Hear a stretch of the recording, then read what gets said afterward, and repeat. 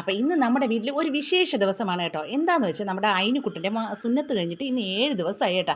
അപ്പോൾ അതിൻ്റെ ചടങ്ങാണ് കേട്ടോ. അപ്പോൾ നമ്മൾ മാത്രമേ ചെയ്യുന്നുള്ളൂ, പുറത്തുനിന്ന് ആരെയും വിളിക്കുന്നില്ല കേട്ടോ. എൻ്റെ കുഞ്ഞിന് വേറൊരു സർജറി കൂടെ കഴിഞ്ഞല്ലോ, അതുകൊണ്ടാണ് നമ്മൾ പുറത്തുനിന്ന് ആരെയും വിളിക്കാത്തത്.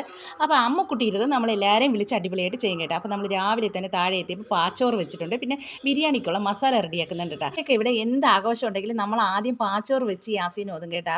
അപ്പോൾ ചോറും ദമ്മിടലും നമ്മൾ അടുപ്പത്താക്കാമെന്ന് വിചാരിച്ചു. അപ്പോൾ ഇനി ചോറ് വെന്ത സ്ഥിതിക്ക് അയിനുക്കുട്ടിനെ കുളിപ്പിച്ചിട്ട് വരാം.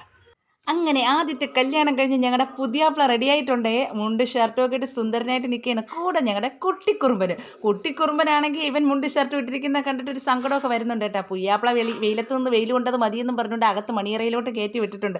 നമ്മുടെ അമ്മിക്കുട്ടിയാണെങ്കിൽ ഉടനെ കുളിച്ച് റൊണാൾഡോയുടെ ഡ്രസ്സൊക്കെ ഇട്ട് വന്നിട്ടുണ്ട് കേട്ടോ. എൻ്റെ അമ്മിക്കുട്ടന് മുണ്ട് ഷർട്ട് ഇടാനുള്ള മോഹമുണ്ട്. അപ്പം ഞങ്ങൾ പറഞ്ഞു എൻ്റെ കുട്ടിയുടെ സുന്നത്ത് നടക്കുമ്പോൾ അതുപോലെ ഒരുക്കുക, അപ്പം അവന് വാങ്ങിക്കൊടുക്കില്ലാന്ന്. അങ്ങനെയൊക്കെ പറഞ്ഞ് സമാധാനപ്പെടുത്തിയതിന് ശേഷം ഞങ്ങളാണെങ്കിൽ ഇത് ദം ഇടാൻ പോവുകയാണ് കേട്ടോ. അപ്പോൾ അടുപ്പത്തോട്ട് നല്ലോണം കനലൊക്കെ കൂട്ടി നമ്മൾ ദമ്മിനുള്ള സാധനങ്ങളെല്ലാം സെറ്റാക്കി ഇതാ ഇടിയെല്ലാം എടുത്ത് അടച്ചു വെച്ചിട്ടുണ്ട് കേട്ടോ. കുറേ സമയങ്ങൾക്ക് ശേഷം നമ്മുടെ അയിനുവിൻ്റെ സ്പെഷ്യൽ സുന്നത്ത് ബിരിയാണി റെഡി ആയിട്ടുണ്ട് കേട്ടോ. അപ്പോൾ ഇനി ഇത് കഴിച്ചാൽ മാത്രം മതി.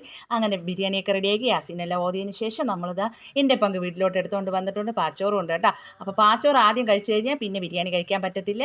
അതുകൊണ്ട് തന്നെ ഞാനൊരു കുളിയൊക്കെ കഴിഞ്ഞിട്ട് വന്നിരുന്ന് നമ്മുടെ ബിരിയാണി തട്ടിവിടാൻ പോവുകയാണ്. എല്ലാവർക്കും നമ്മുടെ വീഡിയോസൊക്കെ ഇഷ്ടപ്പെടുന്നുണ്ടെങ്കിൽ ലൈക്ക് ചെയ്യുക, കമൻറ്റ് ചെയ്യുക, സബ്സ്ക്രൈബ് ചെയ്യുക. അപ്പോൾ ഇന്ന് ഇത്രയൊക്കെ ഉള്ളൂ. Okay, by.